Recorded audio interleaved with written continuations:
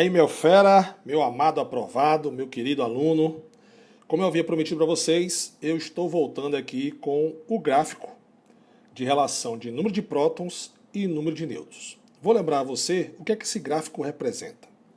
Esse gráfico representa que existe um cinturão de estabilidade. Vou mudar a corzinha aqui para laranja, para amarelo, certo? O que é esse cinturão de estabilidade?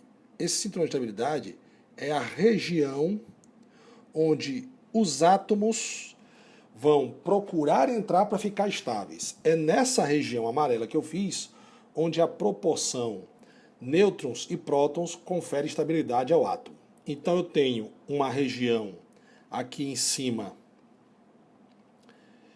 essa região aqui, que é uma região em que o número de prótons, o número de nêutrons é bem maior que o número de prótons. Essa região é uma região instável. E aqui embaixo eu tenho uma região que o número de prótons é maior que o número de nêutrons. E eu até falei para você, é fácil você saber que você é só botar um ponto aqui em qualquer lugar, por exemplo, botar um ponto aqui, observe que esse ponto vai ter no gráfico de nêutrons 40 nêutrons e no gráfico de prótons vai ter 10 prótons. Se você fizer um ponto aqui, você vai ver que nesse ponto eu tenho 30 prótons e aqui eu tenho 10 nêutrons, ou seja, o número de prótons maior que o número de nêutrons, ok?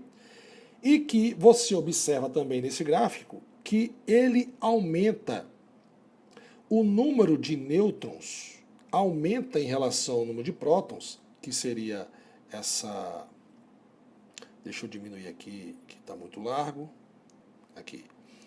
Essa região aqui, ó, que é a região onde a gente vê que eu tenho os nêutrons vão aumentando em relação ao próton. Eu tenho essa região aqui verde, que é a região onde você tem um próton para um nêutron, ou seja, eu tenho 20 prótons, 20 nêutrons, 30 prótons, 30 nêutrons.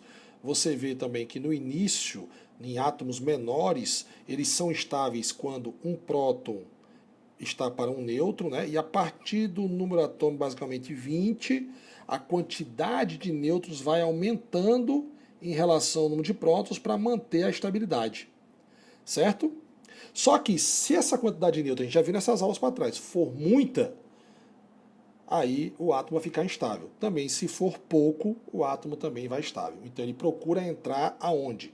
Ele vai procurar entrar nessa parte amarelinha que Sandrão fez, que é justamente a região de estabilidade. E como é que ele faz isso? Aí você vai lembrar, Sandrão vai fazer para você aqui agora. Você vai lembrar o seguinte, que nessa região instável aqui em cima, você tem duas maneiras de fazer com que o átomo entre na região de estabilidade, que é o seguinte, você vai ter que aumentar o número de prótons e diminuir o número de nêutrons. E como é que você vai fazer isso? Vamos lembrar? Você tem duas opções, né? Ou você vai, como a gente viu aí, né?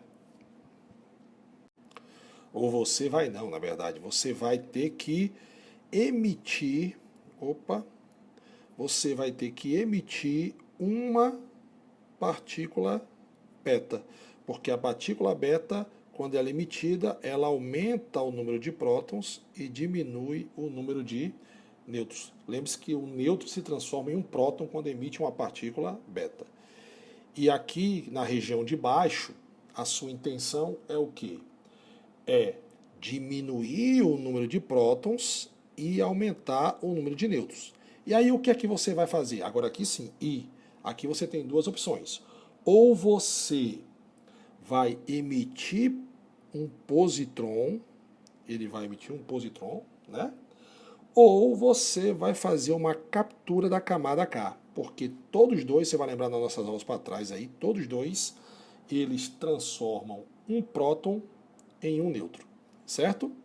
E nós temos a zona final aqui, que é onde os caras têm um número atômico maior, essa zona final aqui, os caras têm um número atômico maior que ou igual a 84, e eles querem entrar, logicamente, no cinturão de estabilidade, e aqui só tem um jeito, meu amigo, é você tanto diminuir